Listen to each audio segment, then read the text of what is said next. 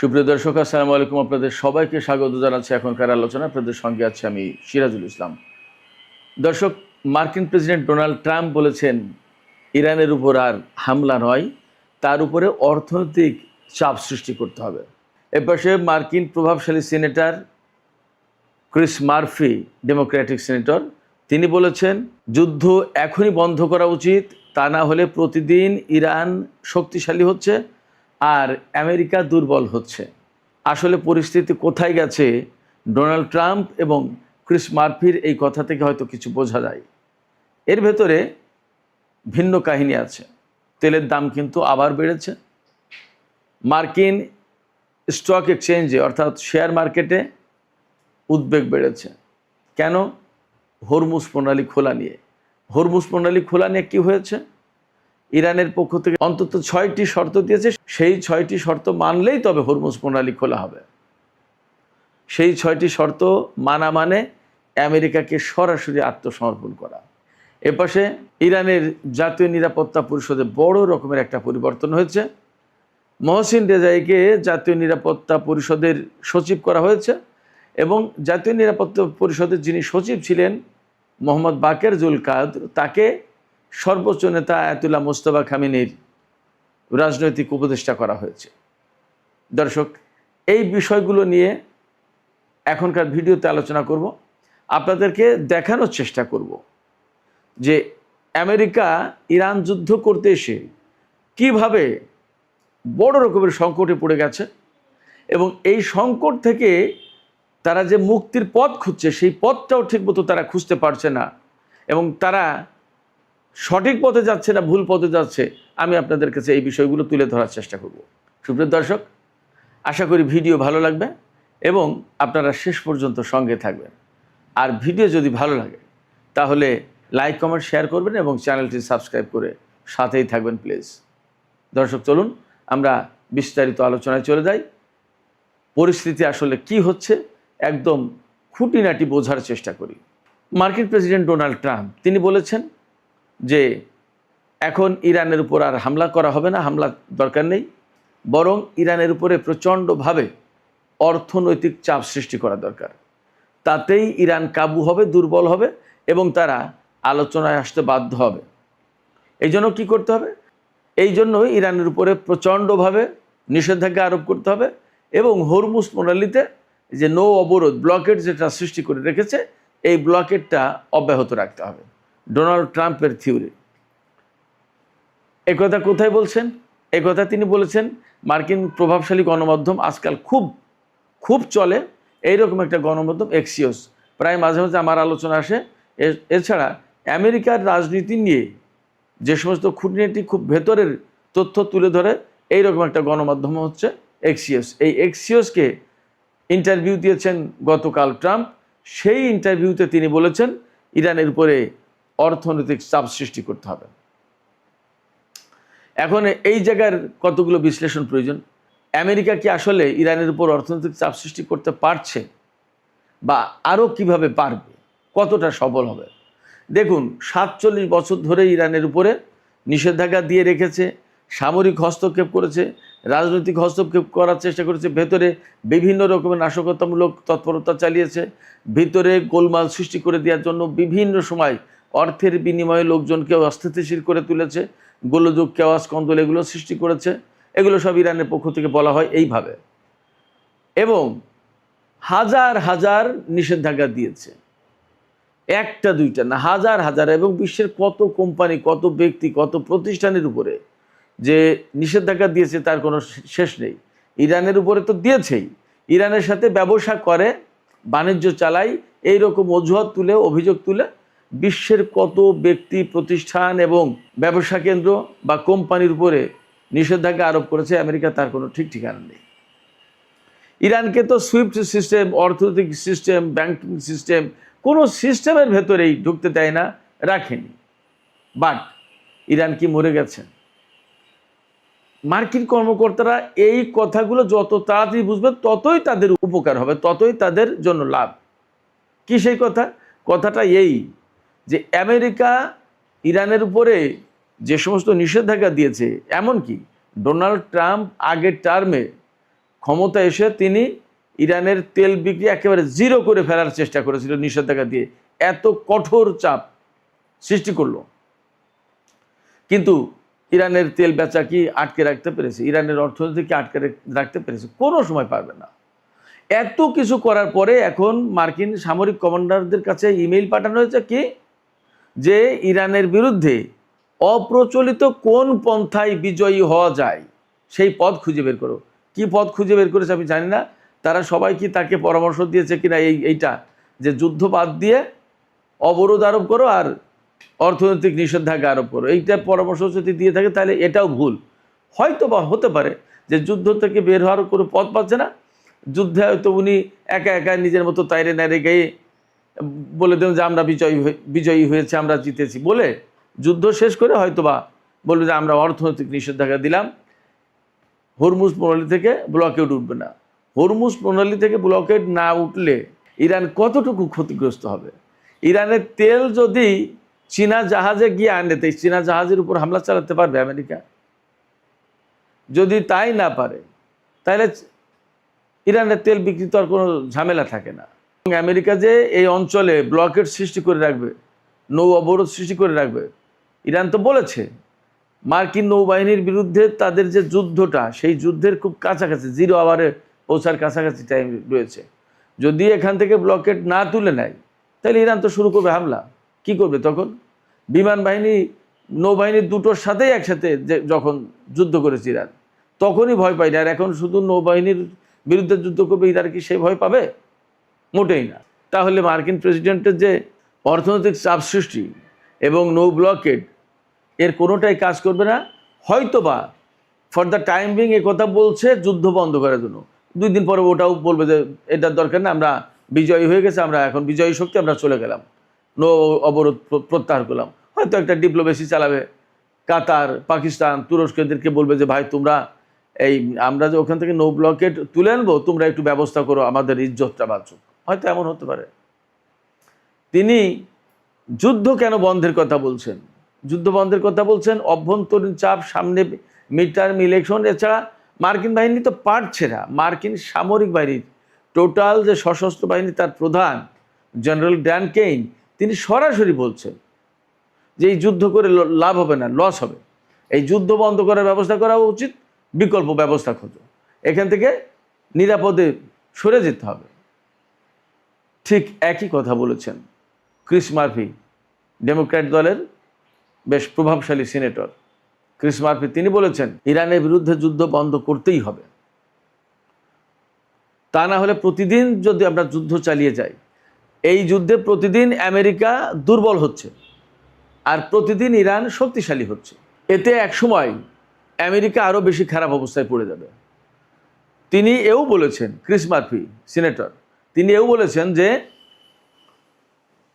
Hormuz প্রণালী উন্মুক্ত করার ব্যাপারে প্রতিদিন মূল্য বেড়ে যাচ্ছে।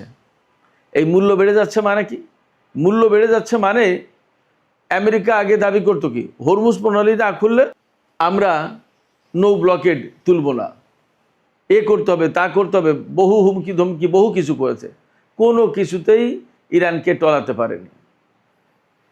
এ অবস্থায় ক্ষতি আমেরিকা দুইভাবে হচ্ছে, দুইভাবে না কয়েকভাবে হচ্ছে। একটা হচ্ছে এই যে এখানে নৌ ব্লকেড সৃষ্টি করে রেখেছে, বিনা কারণে বিনা লাভে মাসের পর মাস এখানে জাহাজ মোতায়েন করে রাখতে হয়েছে, সৈন্যরা থাকছে, খাচ্ছে, জ্বালানি খরচ, অহেতুক আমেরিকার একটা খরচ যাচ্ছে। এটা গেল এক। 2 হচ্ছে যে এই সমস্ত সেনা জাহাজ এগুলো কিন্তু সব ইরানের হামলার মুখে, ঝুঁকির মুখে আছে। 3 হলো এই সমস্ত জাহাজের যে সমস্ত সেনা আছে, দীর্ঘদিন এখানে বসে থাকতে থাকতে তারা মানসিকভাবে অবসাদগ্রস্ত হয়ে পড়ছে, ক্লান্ত হয়ে পড়ছে, তাদের মনোবল ভেঙে যাচ্ছে। শুধু তাই না, তারা চোখের সামনে দেখেছে বিমান বাহিনী, নৌবাহিনী ইরানকে কি করতে পেরেছে। সারা বিশ্ব থেকে অস্ত্র কুড়িয়ে এনে ইরানের বিরুদ্ধে যুদ্ধ করতে হয়েছে আমেরিকাকে এক পর্যায়ে, এবং এখন অস্ত্র ফুরিয়ে গেছে। এ কি এক কেলেঙ্কারির কথা, তা তো আপনারা শুনতেই পাচ্ছেন। তো সব কিছু মিলে আমেরিকা খুব সংকটে এবং প্রতিদিন তার খরচ বেড়ে যাচ্ছে। আর এই যে ক্রিস মার্ফি বললেন যে প্রতিদিন হরমুজ উন্মুক্ত করার মূল্য বেড়ে যাচ্ছে, এটার নিগূঢ় তত্ত্ব হচ্ছে যে আগে একটা দুটো শর্ত ছিল, এখন ইরান অনেকগুলো শর্ত দিয়ে বসেছে। 14 দফা দাবির উপর ইসলামাবাদ সমঝোতা হয়েছিল, এখন ইরানের পক্ষ থেকে 6 দফা দাবি নতুন করে বলা হয়েছে যে হরমুজ খুলতে গেলে এই 6টা দফা, এই 6টা দাবি আগে পূরণ করতে হবে, তা না হলে ইরান হরমুজ খুলবে না। ইরানের নীতি নির্ধারণী পরিষদ, এই পরিষদের প্রধান আয়াতুল্লাহ সাদেক আমলি লারিজানি, তিনি বলেছেন যে হরমুজ প্রণালী বিনা শর্তে খুলে দেওয়া হবে না এবং কোনো মতেই হরমুজ প্রণালী যুদ্ধের আগের অবস্থায় আর ফিরে যাবে না। অর্থাৎ যার খুশি সেই জাহাজ আর যার খুশি সেই জাহাজ নিয়ে যাবে, বিনা টোলে, বিনা বাধায়, বিনা পর্যবেক্ষণে এইরকম অবস্থা যাবে না। অর্থাৎ এই যে কন্ট্রোল, এই কন্ট্রোল থাকবেই এবং হরমুজ প্রণালী বিনা শর্তে খুলে দেওয়া হবে না। শর্তগুলো কি? ওই যে প্রথমেই ইরানকে অপমান অপদস্থ করা যাবে না, ইনসাল্ট করে কথা বলা যাবে না, ইরানের যে সমস্ত জাতীয় এবং ধর্মীয় মূল্যবোধ আছে সেগুলোকে মানতে হবে, ইরানের উপর থেকে নিষেধাজ্ঞা প্রত্যাহার করতে হবে, নো ব্লকেট তুলে নিতে হবে, তারপরে অত্র অঞ্চলে মার্কিন সেনা সমস্ত সব কিছু সরিয়ে নিতে হবে, ইরানের যে সমস্ত সম্পদ বিদেশে আটকা আছে একদম বিনা শর্তে সেগুলো মুক্তি দিতে হবে। এরকম 6টা শর্ত, এগুলো আমেরিকাকে মেনে নিতে হবে যদি হরমুজ খুলতে হয়। এবং হরমুজ খুললেই যে ইসরায়েল এবং আমেরিকা একদম গড়ের মাটির মতো ব্যবহার করবে, যে জাহাজ যখন খুশি তখন আনবে, জাহাজ যখন খুশি তখন নিয়ে যাবে, নট দ্যাট। আদৌ আমেরিকা এবং ইসরায়েলের জন্য এই হরমুজ প্রণালী খোলা হবে কিনা সেটা প্রশ্ন। জোর করে খুলতে গেলেই যুদ্ধ করবে কিনা সেই সিদ্ধান্ত আমেরিকার। আর কূটনীতির মাধ্যমে যদি খুলতে হয় তাহলে ইরান যে সমস্ত শর্ত দিয়েছে সেইগুলো, তাহলে কি করবে? তো যে কথা বলছিলাম ক্রিস মার্ফির ব্যাপারে, ক্রিস মার্ফি বলেছেন যে প্রতিদিন হরমুজ প্রণালী উন্মুক্ত করার যে মূল্য তা বেড়ে যাচ্ছে। অর্থাৎ একদিন আগে হয়তো 2টো শর্ত ছিল, 2 দিন পরে গিয়ে ইরান শর্ত দিচ্ছে 4টা, আর 2 দিন পরে গিয়ে আরও দেবে 6টা, আর 2 দিন পরে গিয়ে বলবে যে এটাও করতে হবে, আর 2 দিন পরে বলবে ওটাও করতে হবে। না করলে তো উপায় নেই, আমেরিকার হাতে তেল নেই, সারা বিশ্ব তেলের অভাবে ধুঁকছে, তেলের দাম আজকেও বেড়েছে, আবার $84 উপরে চলে গেছে ব্রেন্ট ক্রুডের দাম। মার্কিন স্টক এক্সচেঞ্জ ভীষণ উদ্বেগের ভেতরে। অবশ্যই এশিয়ার বাজার, বিশেষ করে জাপান, দক্ষিণ কোরিয়া এবং হংকংয়ের শেয়ার মার্কেটে একটু চাঙ্গাভাবে এসছে আজকে। এপাশে তেলের দাম, তেলের সংকট সারা বিশ্বে তো চলছে, কি করবে? শুধু তাই না, যেখানে যুদ্ধের আগে প্রতিদিন গড় পড়তা 130টি জাহাজ চলতো হরমুজ প্রণালী দিয়ে, সেখানে এখন এই যে 4, 5, 6 এই 3 দিনের আগস্টের 4 তারিখ, 5 তারিখ, 6 তারিখে আগস্টের যে জাহাজ চলাচলের হিসাব দিয়েছে তাতে 8টা থেকে 15টা গড় পড়তা এই 3 দিনে জাহাজ চলেছে। কোনোদিন 8টা, কোনোদিন 9টা, কোনোদিন 15টা, এরকম জাহাজ চলাচলের পরিমাণ কমে গেছে। কত? যেমন তেলের জাহাজ কম যাচ্ছে, তেমনি সার, আদার বিভিন্ন ধরনের প্রোডাক্ট যাওয়া আসা করে, সবই তো কমে গেছে। তাহলে কি পরিস্থিতি? হরমুজ প্রণালী কেন্দ্রিক যে বাণিজ্য, টোটাল একটা বিরাট ভলিউমের বাণিজ্য, সেই বাণিজ্য তো একদম স্থবির হয়ে পড়েছে। তাই সেই বাণিজ্য স্থবির হওয়া মানে কি?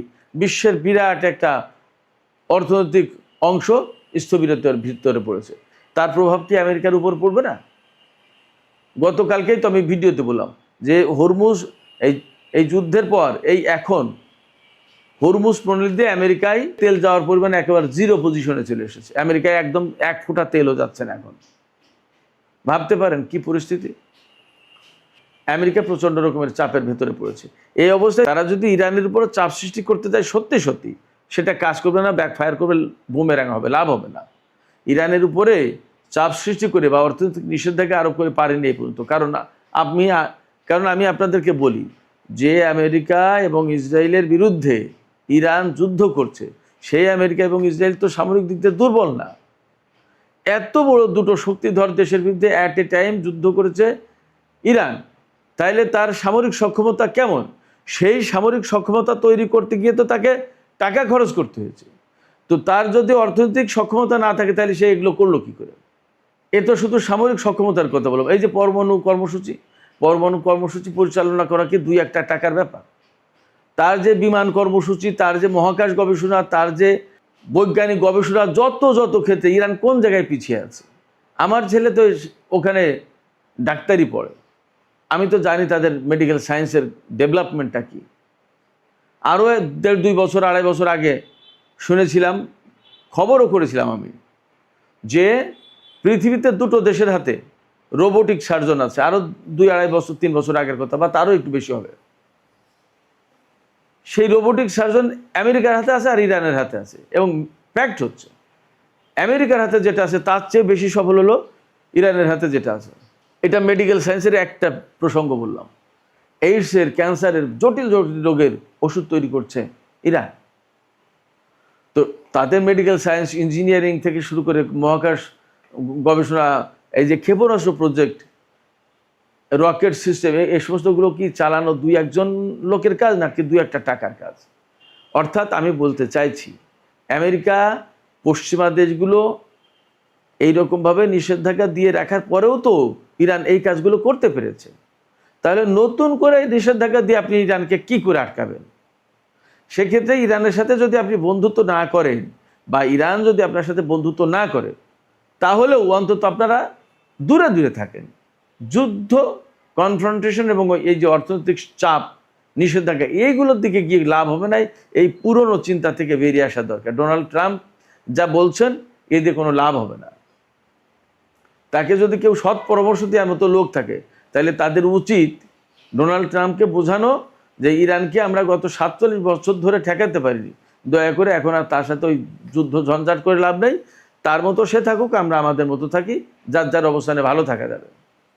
এই যে যুদ্ধ করতে এসে আমেরিকার কত বিলিয়ন ডলার খরচ হয়েছে আপনি বলেন, আপনারা বলেন, লাভটা কী হয়েছে? বরং আমেরিকা তাতে অপমানজনক অবস্থায় পড়েছে সারা বিশ্বে। যে এখন যুদ্ধ না করে অর্থনৈতিক চাপের কথা ভাবতে হচ্ছে। তার মানে কি?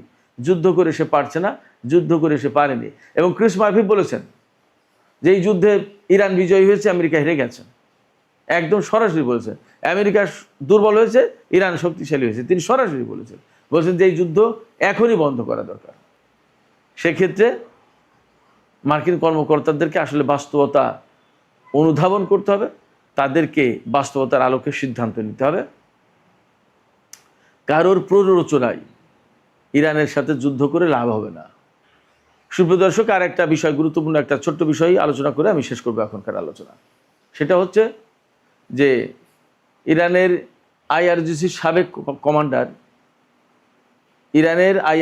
সাবেক commander major general Mohsin Rezaei, যিনি সর্বোচ্চ নেতার সামরিক উপদেষ্টা ছিলেন, তিনি এখন ইরানের সর্বোচ্চ জাতীয় নিরাপত্তা পরিষদের সচিব। খুবই গুরুত্বপূর্ণ। অর্থাৎ এই যে যুদ্ধ বিগ্রহ, নিরাপত্তা সংক্রান্ত যত ব্যাপার এই পরিষদ সব হ্যান্ডেল করে। তার সচিব হিসেবে তাকে নিয়োগ দেওয়া হয়েছে গতকাল। সর্বোচ্চ নেতা তাকে বলেছেন তাকে নিয়োগ দেওয়া হোক, প্রেসিডেন্ট তাকে নিয়োগ দিয়েছেন। আর এই অন্তর্বর্তীকালীন যিনি সচিব হিসেবে দায়িত্ব পালন করছিলেন, মোহাম্মদ বাকের জুলকাদ, তাকে সর্বোচ্চ নেতার রাজনৈতিক উপদেষ্টা করা হয়েছে। তিনিও আইআরজিসির লোক। তো মহসিন রেজাই, ইরান ইরাক যখন 8 বছর যুদ্ধ হয়েছে, তখন কিন্তু তিনি আইআরজিসির কমান্ডার ছিলেন। খুবই গুরুত্বপূর্ণ রোল প্লে করেছেন এবং সারা জীবন তিনি ইরানের অর্থনৈতিক, রাজনৈতিক, সামরিক বিভিন্ন অঙ্গনে কাজ করেছেন। খুব গুরুত্বপূর্ণ পজিশনে দায়িত্ব পালন করেছেন। এই পর্যায়ে তাকে এখানে এনে যেমন দায়িত্ব পালনের ব্যবস্থা করে দেওয়া হলো, আরও গুরুত্বপূর্ণ দায়িত্ব পালনের ব্যবস্থা করা হলো, তেমনি তার উপরে আস্থা রাখা হলো এবং তাকে, আমার কাছে মনে হয় যে একটা সম্মান দেখানো হলো। এটাও ঠিক, তার যে অবদান, সেই অবদানের আরও বেশি সর্বোচ্চ স্বীকৃতি দেওয়া হলো সম্ভবত। দেখা যাক মহসিন রেজাইর নেতৃত্বে ইরানের জাতীয় সর্বোচ্চ নিরাপত্তা পরিষদ আরও কত সুন্দরভাবে কাজ করতে পারে। আমরা সেই অপেক্ষায় থাকলাম। সুপ্রিয় দর্শক, আলোচনা এখানে শেষ করতে চাই। আলোচনা শেষের আগে আপনাদের মতামত জানতে চাই যে এই যে ক্রিস মার্ফি বললেন যে আমেরিকা হেরে গেছে, ইরান জিতে গেছে এবং নিষেধাজ্ঞা দিয়ে কোনো কিছু করে লাভ হবে না, বরং তার সাথে যুদ্ধ বন্ধ করা আজকেই উচিত। কারণ তাতে আমেরিকা প্রতিদিন দুর্বল হচ্ছে এবং প্রতিদিন শক্তিশালী হচ্ছে ইরান। ডোনাল্ড ট্রাম্পও কিন্তু ইরানের উপর হামলা না চালানোর কথাই বলছেন। তিনি বলছেন হামলা না চালিয়ে ইরানের উপর অর্থনৈতিক চাপ সৃষ্টি করতে হবে, সেটাই কার্যকর হবে বেশি। এই যে হামলা না চালানোর কথা ডেমোক্র্যাট দল থেকে এবং রিপাবলিকান দল থেকে, ট্রাম্প রিপাবলিকান দলের, ক্রিস মার্ফি ডেমোক্র্যাট দলের, দুই পক্ষ থেকে আসলো। তার মানে কি? যুদ্ধ কি খুব শিগগিরই বন্ধ হতে যাচ্ছে? আপনাদের কি মনে হয়? সুপ্রিয় দর্শক, আপনাদের মতামত জানিয়ে লিখতে পারেন। আর ভিডিও ভালো লাগলে আবারও বলি, লাইক, কমেন্ট, শেয়ার করবেন এবং চ্যানেলটি সাবস্ক্রাইব করে সাথেই থাকবেন। দর্শক, আপনাদের সবাইকে অনেক অনেক ধন্যবাদ। আল্লাহ হাফেজ।